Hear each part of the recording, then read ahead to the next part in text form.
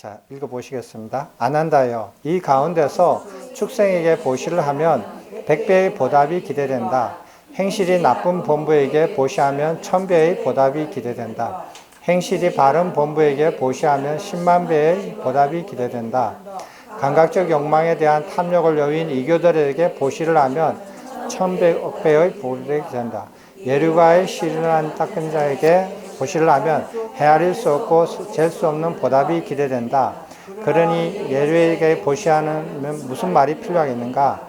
일레가를 실현한 자에게 일레자에게 불안가를 시련을 닦는 자에게 불안자에게 아란가의 시련을 닦는 자에게 열의 제자인 아란에게 벽지불에게 열의 아란 정근덕학자에게 보시를 하면 무슨 말이 필요하겠는가?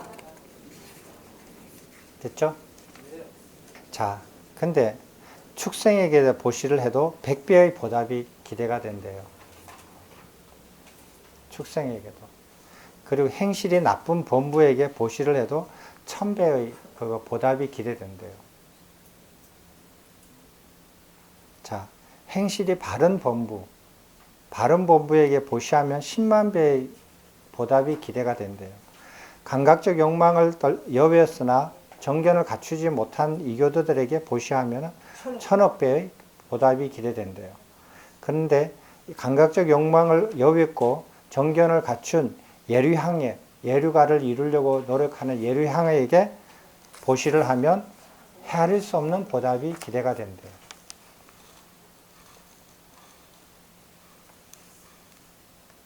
로또가 몇 배예요? 로또가 몇 배입니까? 로또 하나에 얼마예요? 500원. 로또 하나에 500원이에요? 사보셨네? 네, 저도 사봤죠. 500원이에요? 그럼 그 당첨되면 1등 당첨되면 얼마 받아요? 보통 뭐, 억 단위죠. 억 단위예요? 억 단위면은 500분의 1억 배잖아요. 그러니까 억, 천, 천만 배, 10만 배, 10만 배 정도 돼요. 10만, 100분의 1이니까 억에서 10분의 1이 천만, 그 다음에 100만, 100만이니까 거기에서 100분의 1이니까 저기 아까 전에 뭐라 그랬어요? 500분의 1이라 500원이잖아요. 500분의 1이니까 하나 더 내려가야 돼요. 그러니까 10만 배예요. 10만 배를 얻는 거예요. 10만 배가 어디예요? 찾아보시죠. 10만 배. 행실이 바른 본부에 보시를 하면 10만 배의 보답이 기대된다. 자, 여러분들 사이에 행실이 바른, 여기 행실이 바른 게 정의가 뭐예요? 똑똑히 얘기해봐요. 행실이 바른 뭐예요? 예, 선법계를 지키는 본부예요. 선법계를 지키는 본부한테 보시를 하면 로또 1등을 당첨하는 배수의 보답이 생겨요. 그러니까 선법계를 잘 지키는 본부한테 보시를 하면 로또 당첨돼요. 로또는 당첨되고 싶어 해요. 근데 확실하지 않아요.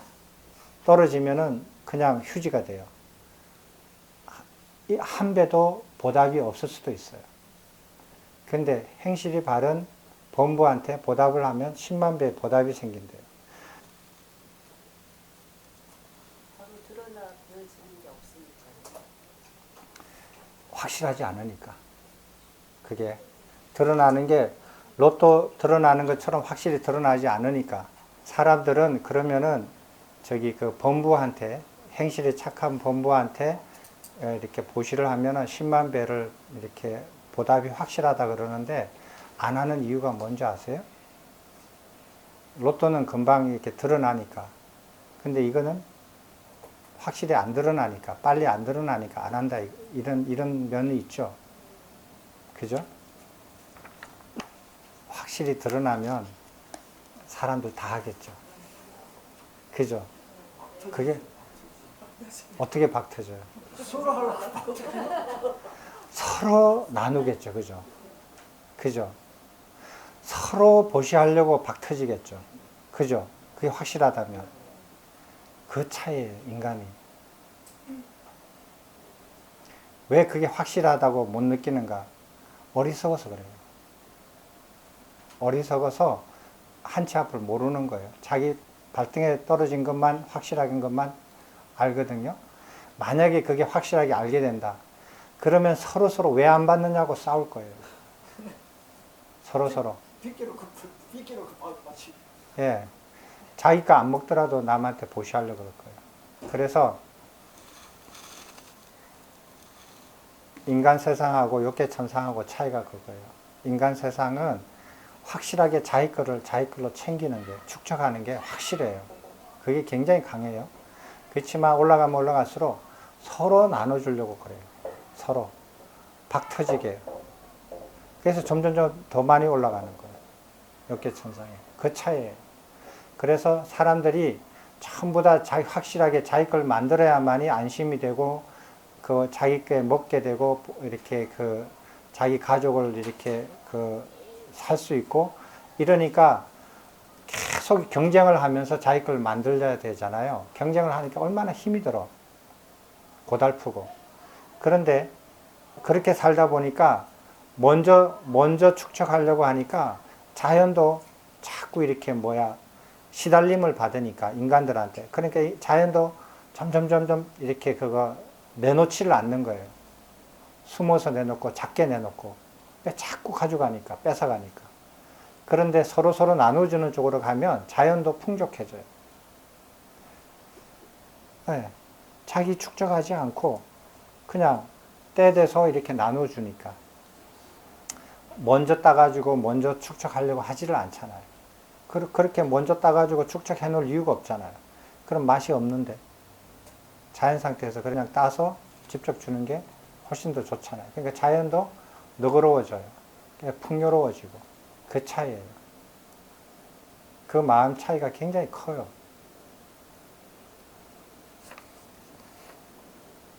그래서 행실이 바른 범부한테 보시를 하는 게 로또 당첨되는 것과 같은 보답이 생긴다라는 거예요. 이제 잘 아셨죠? 평생 인생에서 로또 한번 당첨되면은 소원이라고 하는 사람들한테, 예, 이거를 아마 아시게 되면은, 자기는 매일매일 로또 당첨되면서 산다고. 그러면서 그게 쌓이고 쌓이잖아요. 네.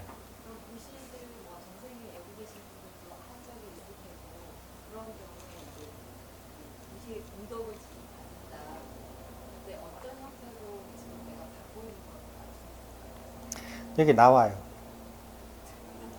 우리 앞에서도 경전에서 읽었잖아요. 네, 그냥 기억으로 얘기할게요. 7가지인가 8가지인데, 욕천에 태어나면 욕천의 맛과 향과 수명과 미모와 건강과 이런 거 있잖아요. 그런 거 얘기한 거 들어봤죠. 경전 기억나죠? 그 7가지인가 8가지거든요. 그거를 즐긴다 그랬어요. 그러면은 인간으로 태어나서 인간의 수명과 인간의 능력과 인간의 미모와 건강과 맛과 향과 촉감 이런 것들을 다 즐겨요. 그죠? 그런 것을 갖추어서 즐기는 인간이 있고, 그런 것이 부족해서 살기도 겨우겨우 사는 사람들도 있고 그래요. 그 차이가 나잖아요. 됐어요? 지금 인간 사이에서 그 욕천의 그거를 이렇게 그 가르침을 인간에 적용하면은 그렇게 얘기할 수 있어요. 제가 지금 무시를 하는 거는 그 과거가 지금 현생에서 일어나는 과거일 수 있습니다. 보시의 과보는 죽고 난 다음에 나타나요. 그거는 욕계천상에 태어나는 것은. 그런데 보시를 해서 지금 당장 이 생에서 나타나는 것은 저번에 그 왕가 대담에서 나왔었잖아요. 보시를 하면 지금 당장 좋은 명성이 생기고 나왔죠. 네, 좋은 사람들이 좋아하고 좋은 사람들이 나타나고 이런 말씀이 있었잖아요. 그건 이 생에서 얻는 거예요. 그 경전 저번에 읽었거든요. 그거는 현생에서 나타나는 거예요. 되셨어요? 또 질문 있어요? 자, 자, 이제 개인에 대한 보시, 14가지 보시를 이제 말씀드렸어요. 그러면은 이제 개인 보시 말고 이제 단체를 위한 보시에는 몇 가지가 있는지 한번 보십시오. 7번 같이 읽어 보시겠습니다. 아난다야, 그런데 7가지 성가를 위한 보시가 있다. 부처님을 상소로 하는 비구와 비구니 두 성가에 보시하는 것이 첫 번째 성가를 위한 보시다. 열애가 완전한 열반을 들고 나서 비구와 비구니 성가에 보시하는 것이 두 번째 성가를 위한 보시다. 비구 성가에 보시하는 것이 세 번째 성가를 위한 보시다. 비구니 성가에 보시하는 것이 네 번째 성가를 위한 보시다. 성가에서 이 정도 비구와 비구니들에게 제게 정해 주십시오라고 보시하는 것이 다섯 번째 성가를 위한 보시다. 성가에서 이 정도의 비구들을 제게 정해 주십시오라고 말하는 보시는 것이 여섯 번째 성가를 위한 보시다. 성가에서 이 정도의 비구니들을 제게 정해 주십시오라고 말하고 보시하는 것이 일곱 번째 성가를 위한 보시다.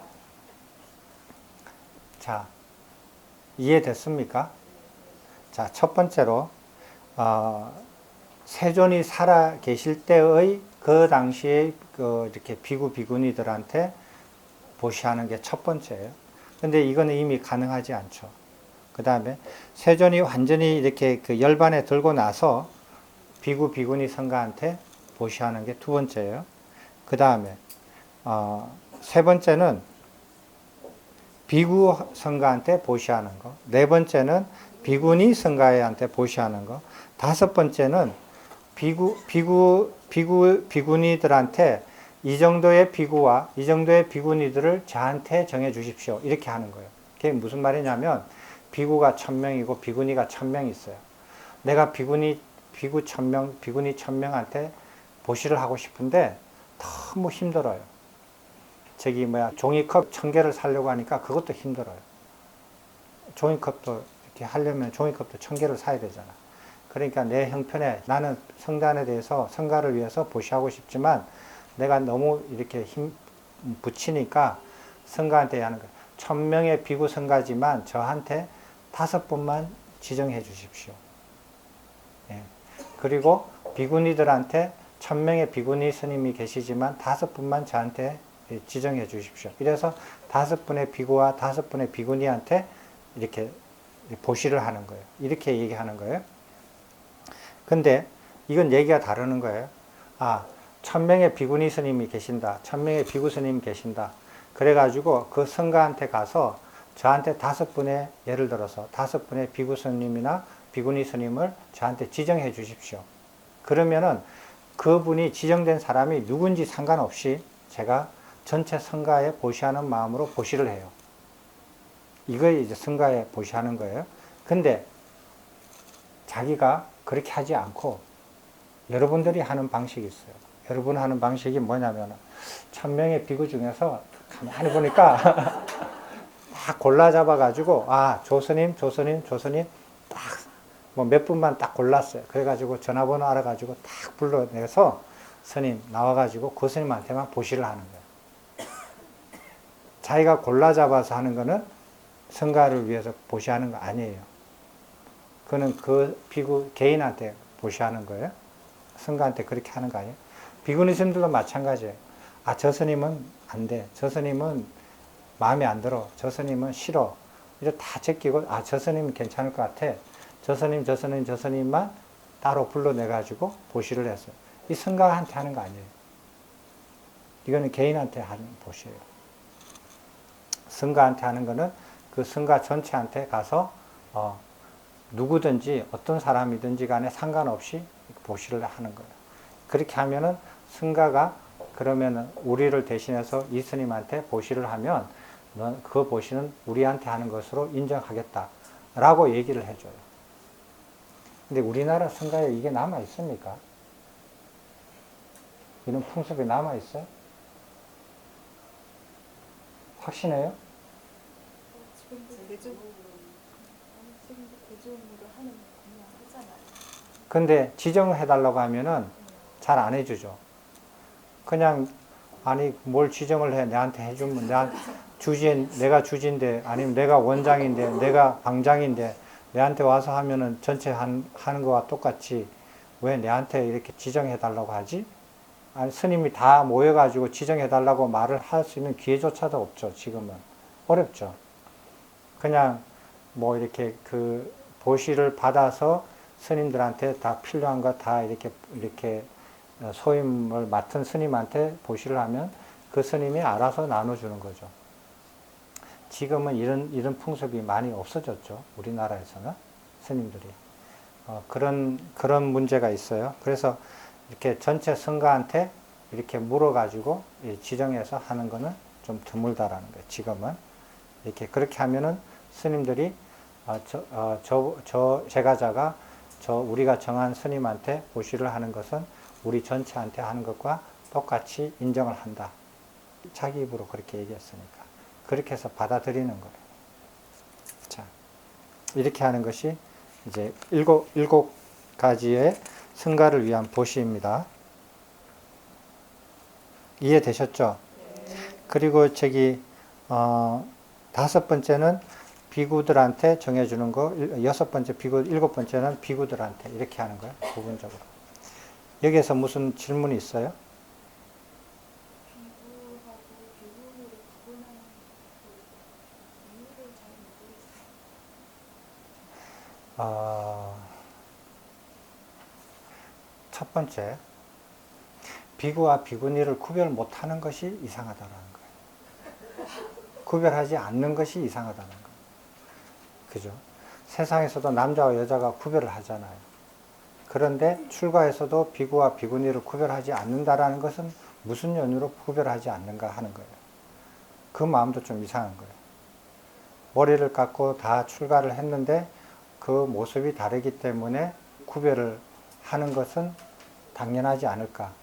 구별을 안 한다면 안 해야 되는 이유는 또 무엇인가 하는 게 첫 번째 의문이 들고요. 제가 생각하기에. 두 번째로는 승가는 차제예요. 차례차례대로 승가의 이제 그 계급이 있어요.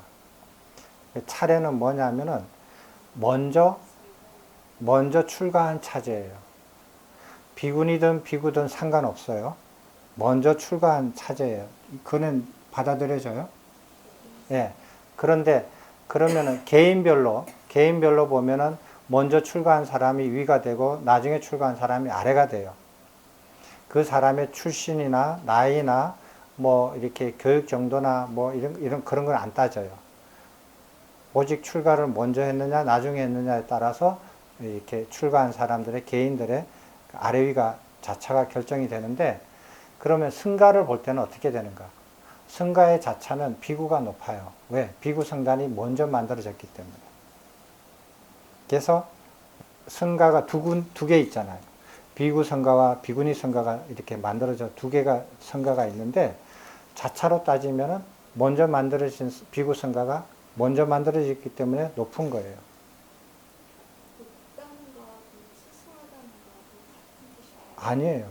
그건 아니죠. 이 경우 제가 의문이 생기는 게 스님 말씀대로 그런 차대는 인정이 되는데, 근데 이 어떤 도시에 그 과거에도 약간 영향을 끼치는 면이 있잖아요. 이렇게 차례차례 일단은 승가의 도시 아니지. 봐봐. 개인에 대한 보시 14가지였겠죠. 그죠? 14가지를 설명했지. 그죠? 그리고 그 14가지 차이점을 설명했지요. 그죠? 보시의 보답이 어떻게 된다라는 거 설명했죠. 그죠? 승가의 보시는 7가지 차례를 이렇게 종류를 설명했죠. 그 다음에 7가지의 종류에 대한 보답의 차이를 설명했어요, 안 했어요? 없지. 그러니까 차제만 보는 거예요. 그대가 생각하는 그런 차별은 없어요. 그게 있다면 그 다음에 얘기를 했어야 됐어요. 여기에 성가에 하면은 몇 배가 기대가 되고 여기에 성가는 몇 배가 기대된다. 근데 그런 대답이 그런 설명이 없어요. 여기에는 종류만 있지. 그 차이점을 아셔야 돼요. 그러니까 이 경우 도시를 하게 될 경우 일단은 제일 먼저 선택지에서 제일 먼저 여기 이 승가의 고시를 하고, 그 다음에 이제 그렇게 차례차례를 얘기를 한 것이지, 그 고시에 대한 어떤 과보는 과거에 대해서는 없다라고 해요. 이제 그러니까 여기는 차제로 보셔야 되지. 아까 뭐라 그랬어요? 차제하고 뭐라 그랬어요?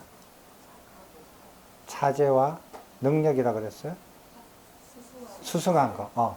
거기에는 보시에 대한 그 보답에 대한 차이, 그거에 대한 설명이 없잖아요. 없는 것으로서 보면은 이거는 차제로 설명한 그 7가지 승가에 대한 설명이지 보답의 차이에 의해서 7가지를 나눈 거 아니라는 것을 우리가 알아야 돼요. 그죠? 그래서 개인에 대한 보시 14가지와 7가지 승가에 대한 보시를 종류는 설명했지만 그 보시에 대한 보답, 과보에 대한 설명은 승가에는 빠져 있어요. 됐죠? 그래서 그거는 수승하고 안 수승하고 차이가 아니다라는 거예요. 그거는 자차로 봐야 돼요. 이해됐어요? 네. 좋은 질문 해주셨어요. 자, 그 다음 한번 읽어보세요. 비구니 스님들 들으시니까 좋아요? 이렇게 비구니 스님들한테 이렇게 설명한 사람 별로 없을 거예요. 근데 여기에 그렇게 돼 있잖아요. 여기 경전에 그렇게 돼 있잖아요. 만약에 이게 수승한 차이라면은 첫 번째 승가한테는 맨 아래쪽부터 비구니 승가, 지정된 비구니 승가한테 보시를 하면은 몇 배의 보답이 될 것이다. 그런데 그 비구에 지정한 한문 몇 배, 조금씩 숫자가 올라가야 될 거예요. 그렇게 하면은 그거는 질적 차이가 있다라는 거예요. 근데 그 설명이 없거든요. 빠뜨린 게 아니에요. 왜? 질적 차이가 없기 때문에. 그러면 이거는 뭐냐? 자차의 차이예요. 승가의 자차의 차이예요. 왜? 보시를 받을 때 자차순으로 하라는 거예요. 됐죠? 승가가 생긴 거의 자차순으로. 그렇게 이해하시는 게 좋을 것 같아요. 8번을 한번 읽어보시겠습니다. 아난다여, 미래세에 계행이 청정하지 못하고 삿된법을 가졌으며 노란 가사를 목에 두른 일족들이 있을 것이다. 사람들은 승가를 위해 그 계행이 청정치 못한 자들에게 보시를 베풀 것이다. 아난다여, 그렇더라도 승가를 위한 보시는 그 공덕이 헤아릴 수 없고 잴 수 없다고 나는 말한다. 아난다여, 개인에야 하는 보시가 승가에게 하는 보시보다 그 가보가 더 크다고 나는 절대 말하지 않는다. 여기에 대해서는 어떻게 생각하세요? 보시의 그런 개념, 그 공덕의 크고 낮은 그런 개념이 아니라 그 마음을 보는 것 같아요. 보시자의 그런 마음, 그 대상의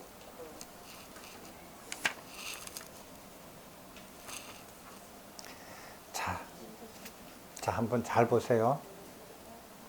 부처님께서 보시를 분석했어요. 그래서 이렇게 3번 거절하시면서 설명을 해요. 개인한테 보시하는 14가지를 설명했고, 그거는 질적으로 다르다. 대상에 따라서 질적으로 다르다. 그리고 단체, 승가에 보시하는 것은 7가지를 설명했는데, 그거는 질적 차이가 없다. 자차순이다. 라는 것을 이해를 했어요. 그런데 여기에서 이런 게 나왔어요. 미래세에 이런 것이 나왔단 말이에요. 이거는 흐름이 달라요. 글의 흐름이 달라요. 제가 보기에는 이거는 후대에 끼워 넣은 거예요. 그렇게 봐져요. 제 눈에는 흐름이 다르거든요. 승가에 대한 7가지 보시가 있는데 이거는 한번 보세요. 아난다여, 미래세의 계행이 청정하지 못하고 삿된 법을 가졌으니 노란 가사를 목에 두른 일족들이 있을 것이다. 근데 여기 보면은 621번 그걸 보세요. 승가라는 말 대신에 일족들이라고 표현하셨다. 그들은 사문이라는 이름만 지니기 때문에 그런 일족이라고 한다. 노란 가사를 목에 두른 이라고 하셨다. 그들은 노란 가사 조각을 목에 두르거나 팔을 묶어서 돌아다닌다. 집안에 자식과 아내를 두고 농업이나 상업 등의 직업으로 그들을 부양한다. 이런 승가가 아니잖아요. 승가를 아니라고 했단 말이에요. 승가를 아니라고 해서 일족들이라고 표현을 했단 말이에요. 이런 사람들, 이런 승가들한테 승가가 아니라고 했는데 이런 승가조차도 보시를 하면 그 공덕이 헤아릴 수 없다라고 말씀하시는 거거든요. 그러니까 앞에는 승가를 위한 보시를 설명한 건데 그러면 이게 승가라고 보면 그러면은 7가지가 아니고 8가지가 돼야 돼요. 셈을 잘못 헤아리신 거예요. 그런데 셈을 잘못 헤아린 것뿐만 아니라 이것도 승가라고 보면은 일족이라고 표현한 것 자체가 잘못이에요. 일족이라고 표현했으면 이건 승가가 아니에요. 승가의 7가지 분류를 하는데 이게 나와서는 안 되는 곳이에요. 그래서 이거는 후대 사람들이 넣은 거예요. 그러니까 뭐냐면 부처님께서 말씀하시는 비구, 비구니, 승가가 아니더라도 개인이 청정하지 못하고 가족을 이루고 직업을 가진 그런 사람들도 흉내내는 그런 사람들조차도 보시를 하면 그 공덕이 헤아릴 수 없다라고 얘기를 이렇게 하시는 거는 이거는 안 맞아요. 이거는 맞지 않아요. 그래서 이거는 후대에서 후대에서 그런 모임에 있는 사람들이 이렇게 넣었다라고 저는 봐줘요. 그래서 그 전에 패러그랩에서 하던 말씀과 9번 패러그랩에서 할 말씀과 아무런 연관성이 없어요. 뜬금없이 8번이 툭 튀어나온 거예요. 흐름이 안 맞아요. 저는 그렇게 봅니다. 제가 이거를 왜 이렇게 나눠줬느냐 하면 제가 이때까지 나눠드린 것은 제가 교정을 하고 나서 나눠드렸어요. 그래서 이런 문제가 안 생겼어요. 안 생겼는데 이 문제는 굉장히 단순한 그 내용이라서 제가 이렇게 설명을 하고 갈 수 있는 문제예요. 그래서 이때까지 우리가 경전을 공부하면서 제가 이런 문제들은 다 제거하고 나눠드린 거예요. 이런 문제들을 여기서 한번 보자고요. 읽으면서 이런 것들이 군데군데 있구나. 그래서 경전을 읽을 때 이런 것들을 아주 세심하게 보셔야 돼요. 이런 걸 안 보시고 그냥 글자 있는 대로 경전이니까 다 그냥 그대로 받아들이시면 헷갈리게 돼요. 잘못된 생각을 가지게 돼요. 이런 것들이 여기 아마 하나 더 있을 거예요. 자, 9번을 읽어보시겠습니다. 아난다여, 네 가지 보시의 청정이 있다. 무엇이 넷인가? 아난다여, 보시하는 자는 청정하지만 보시받는 자는 청정하지 못한.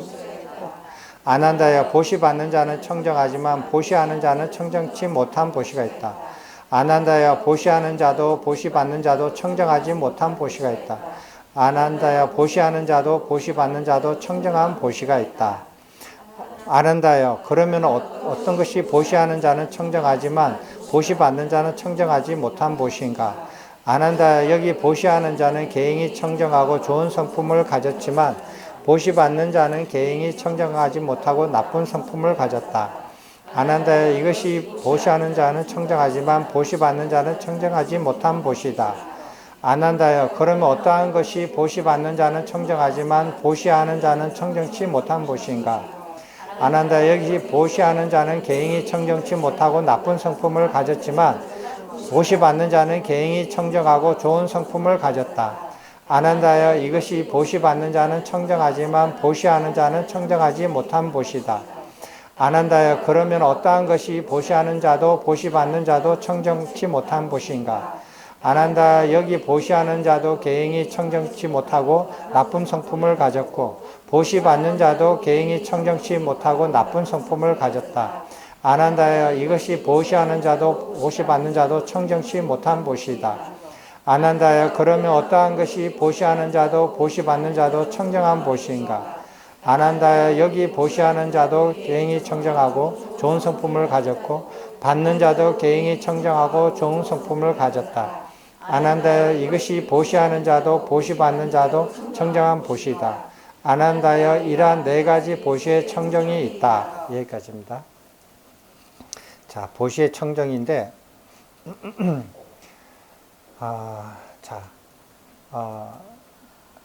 보시하는 사람이 청정한데 보시받는 사람이 청정하지 못한 경우, 보시받는 사람은 청정한데 보시하는 사람이 청정하지 못하는 경우, 보시하는 사람도 보시받는 사람도 청정하지 못한 경우, 보시하는 사람도 보시받는 사람도 청정한 경우, 이 네 가지예요. 이 뭐 주고받으니까 네 가지 경우의 수가 네 가지뿐이 없어요.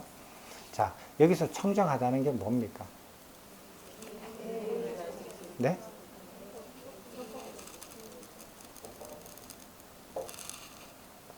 뭐가 청정해요? 자꾸 물으니까 똑같이 자꾸 물으니까 소리가 점점 작아져요. 되게 재밌어요. 한 번 더 물어볼게요. 뭐가 청정한 거예요? 네. 네, 선법계를 잘 지키는 게 청정한 거고 선법계를 잘 안 지키는 게 청정하지 않는 거예요. 여기 뭐죠? 뭐 성품이 뭐라 그랬어요? 좋은 성품. 좋은 성품이 뭐예요?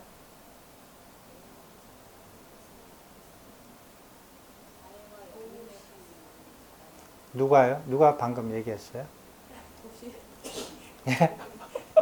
누가 자애와 연민을 가진 사람이 선한 성품이라 그랬어요? 누구세요? 분명히 말은 했는데 말한 사람이 없네. 아, 그래요? 아, 그랬구나. 선한 성품이 뭐예요? 어떤 성품이 선한 성품이에요? 어떤 성품이 악한 성품이에요? 뭐를 안 하고? 축적하는 마음을 버리어서 무시하는 마음으로 가는 그래요? 그럼 불행은 착한 사람이에요? 착한 성품이에요? 악한 성품이에요? 이걸 수행하러 여기 왔습니다. 엉뚱한 소리 하네. 나쁜 말 안 하고 이간질 그러니까 이 모르는 사람이 없는 다는데도 이렇게 물어보면은 명료하게 대답을 못해요, 사람들이. 나 불교 공부 좀 해봤어요. 여기 나타난 좋은 성품이 어떤 겁니까? 라고 물어보면 대답을 해야 될 거 아니에요. 불교 공부를 안 하면 국어 사전이라도 알았으면 대답을 해야 될 거 아니에요. 계획을 잘 닦아서 다 알고 있는데 계획을 잘 닦아서 표현을 안 다른 하는 친구 것뿐이에요. 행위에 표현을 못하면은 아는 게 아니에요. 다 하나. 그럼 스님이 표현해 보세요. 저는 아까 힘이 정답을 얘기한 것 같아요. 그럼 자애와 그- 연민이. 예. 뭐요? 자애와 연민이. 자애와 연민이 좋은 성품이에요. 좋은 성품이에요? 자, 그렇지만 이론의 성립은 선법계를 잘 지키고 선한 성품은 이 선법계 할 때 선자거든요. 그러니까 어떤 사람은 선법계를 잘 지키는 성품이 있는 사람이 있어요. 근데 어떤 사람은 선법계를 잘 못 지키는 성품이 있어요. 성품 자체가. 그래서 어떤 사람은 선법계를 잘 지키는 성품을 가진 사람은 그 사람은 선법계를 가르쳐주고 잘 지키세요 하면 잘 지켜요. 왜? 선법계를 잘 지키는 성품을 가졌기 때문에. 근데 어떤 사람은 선법계를 지키세요 하면 잘 못 지켜요. 왜? 선법계를 잘 못 지키는 성품을 가진 거예요, 그 사람이. 그러니까 그 사람 성품은 선한 성품이 아니에요. 선법계 반대말은 불선법이잖아요. 불선 성품을 가진 거예요. 우리 기준이 달라요. 세상의 기준은 자애와 연민을 가진 사람, 착한 사람, 말 잘 듣는 사람, 뭐 이렇게 불쌍한 사람 도와주는 사람. 이거 선법계 하나도 안 들어가요. 이거는 인간 세상에서 좋은 인간의 기준이에요. 선법계는 인간계를 벗어나는 기준이에요. 인간계를 벗어나는 기준이거든요. 그래서 인간 세상에 완전히 찌들어서 인간 세상에서 윤회해가지고 인간 세상에서 완전히 묶여있는 사람들은 이런 말을 들으면은, 그래. 착한 인간. 뭐 인간으로서 착한 인간. 그런 선입감을 그냥 가져요. 그런 거 아닙니다. 그래서 예를 들어보면 어떤 사람은, 그 사람은 다른 사람하고 이렇게 시기 질투하라도 안 해요. 시기 질투하지도 않고, 시기 질투 안 하니까 거짓말도 안 하고 이간질도 안 하고 그리고 잡담도 잘 안 해요. 그런 사람은 이간질 하지 말라, 나쁜 말 하지 마라, 잡담하지 말라 이렇게 얘기해도 그래 내가 그냥 그렇게 사는데 뭘 그걸 더 해. 그냥 지금처럼 살아가면 저절로 되는 건데. 근데 어떤 사람은 시기 질투가 굉장히 심해요. 조금만 이렇게 그 시기 질투를 이렇게 참지를 못해요. 그래서 시기 질투하고 사람들 시기 질투하는 사람, 뭐 이렇게 자기 마음에 안 드는 사람 이런 사람을 계속 뒤에서 이간질하고 앞에서 그냥 거짓말하고 뒤에서 이간질하고 계속 그래요. 그런 사람들은 선법계를 지킬 수가 없어요. 아무리 그거 맹세를 하고 아침 저녁으로 맹세를 해도 그 성품 자체가 안 맞아요. 맞지가 않아요. 그래서 여기서 말한 성품은 이렇게 선법계를 자연스럽게 잘 지킬 수 있는 사람, 그런 성품을 가진 사람이 좋은 성품을 가진 사람이에요. 그런 사람들은 계행을 아주 청정하게 가져요. 노력 없이 저절로 이루어져요. 그래서 아주 청정한, 성품이 좋고 청정한 사람이 되는 거예요. 근데 성품이 나쁜 사람은 엄청나게 노력을 해야 돼요. 노력해야 개인이 조금 청정해져요. 막 부딪히면서, 막 울고불고 하면서, 그걸 깨지면서 그렇게 나아가거든요. 그래도 노력하면 청정해져요. 불가능하지는 않아요. 이제 그런 차이가 있어요. 그럼 성품이 선한 사람은 뭐냐? 인간의 늪이 몇 메다라 그랬어요? 밑이? 84,000m의 늪에 있는데 성품이 선한 성품을 가진 사람은 늪 위에 떠 있는 사람이에요. 늪 수면에 가까이에 있는 사람이에요. 성품이 선하지 않는 사람은 저 늪 84,000m 늪 바닥에서 이렇게 있는 인간이에요. 똑같은 인간이지만 그 깊이가 굉장히 달라요. 그래서 그 늪에 어디쯤 와 있는가에 따라서 선한 성품을 가진 사람은 수면에서 가깝기 때문에 빨리 인간을 벗어나요. 밑에 있는 사람은 엄청나게 노력을 해야 겨우 벗어날 수 있어요. 수면 위까지 먼저 올라와야 되니까. 그거 올라오는 것도 쉽지 않다라는 거예요. 왜? 자기 성품이 그렇게 단련이 안 돼 있거든요. 전생 쭉 달리면서 선한 성품이 안 돼 있어요. 우리가 근데 사람이 잘못 이렇게 공부를 하고 정견을 못 가져가지고 이렇게 착한 사람 되라 학교에서 어른들이 설명하고 얘기하는데 착한 사람 그런 사람 뭐지? 그래. 뭐 어른들한테 말 잘 듣고 가난한 사람들 도와주고 뭐 이렇게 그 법을 잘 지키고 뭐 이렇게 하면은 착한 사람인가? 마음이 착하면 착한 사람인가? 이렇게 생각하거든요. 그런 거하고는 전혀 관계없어요. 그거는 인간 세상에서 다시 좋은 인간으로 이렇게 태어나는 기준이에요. 그거는 인간 세상을 벗어나는 기준이 아니 됩니다. 그래서 그 기준이 달라요. 네.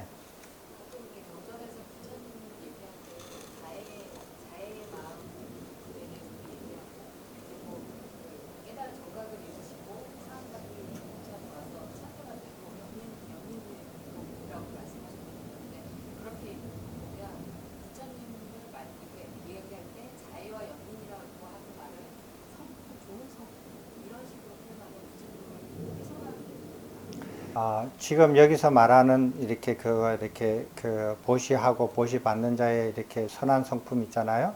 이거는 제가 설명한 것대로 이해하시면 되는데, 부처님을 이렇게 어떤 제3자 사람이 와서 연민하는 마음을 일으키소서, 자애하는 마음을 일으키소서, 뭐를 하소서 이렇게 해서 그래가지고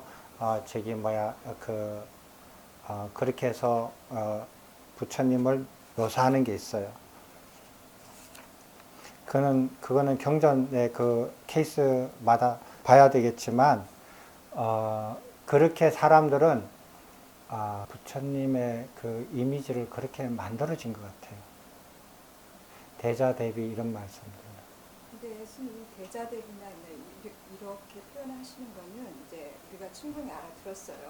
대승권에서 그렇게 표현을 한다는 거.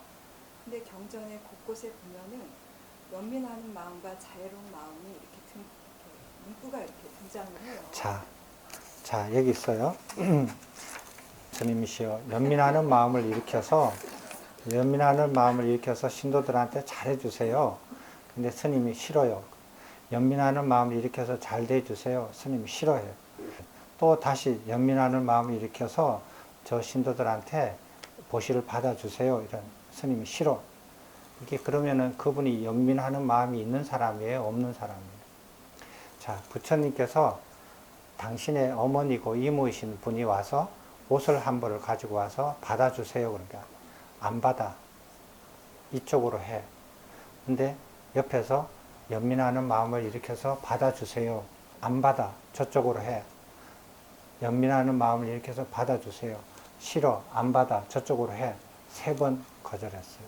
3번 거절하면 더 이상 청하면은 더 이상 말을 하지 않고 돌아선다 그러죠.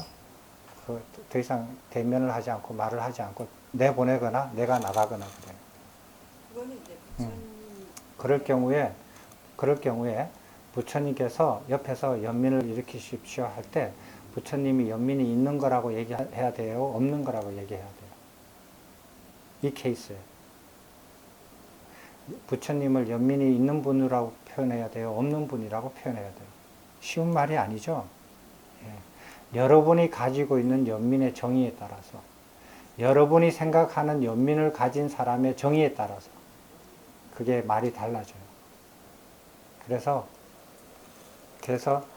부처님의 법을 바르게 이해하고 그 바른 법을 이해를 바탕으로 해서 부처님을 판단하고 해석하셔야 됩니다. 여러분이 생각하는 연민의 정의에 따라서 여러분이 가진 연민을 가진 사람의 정의에 따라서 그렇게 해서 판단해 가지고 이렇게 결정 내리는 것은 어리석은 거라고 봐요. 그래서 어떤 부분은 조심해야 돼요. 그래서 경전을 다 공부하고 다 읽을 때까지 그런 자기가 가지고 있는 견해들은 조금 옆에다 놓고 모르는 것부터 계속 공부해 나가고 난 다음에 그것을 자기가 취할 건지 말 건지 판단하는 것은 나중에 해도 아니 늦습니다. 근데 그거부터 갖다 대면 어떻게 돼요?